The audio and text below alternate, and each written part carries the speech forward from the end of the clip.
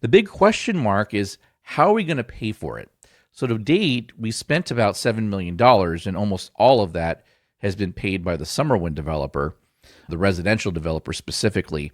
Construction is estimated to be about $70 million.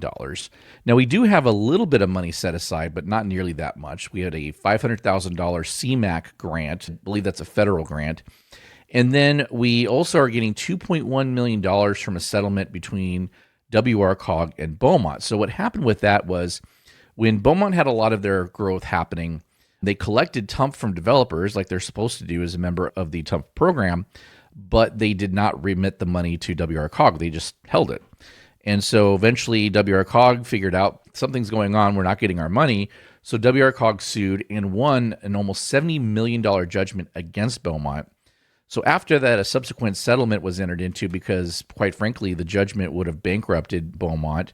So Beaumont has claimed at their last city council meeting, one of their council members has claimed that, yes, Beaumont is actually contributing to this project, but they're doing so mostly because they're legally obligated to, and $2 million out of $70 million is not going to get us very far. So yes, they are contributing technically because those were development fees that went to Beaumont, but probably a lot more should have gone there, because if you think about it, about 3,000 of the 4,000 homes in the Beaumont side of the original Oak Valley development are done. We only have about 600.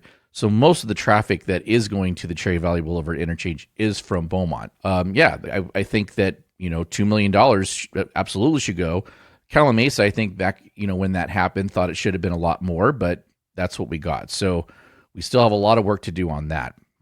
And so we had talked about our DC lobbying trip back in June, a few episodes back, and the purpose was to start gaining support for funding this project. So we are going to be engaging a consultant that has been very successful at getting grant applications approved and funded for large-scale projects such as this. They've done work actually in Beaumont. They've gotten them millions and millions of dollars for various infrastructure projects very recently. So we have engaged them to try to do the same thing for us. So when the project gets the funding, it will go into construction. It'll go out to bid and then go into construction.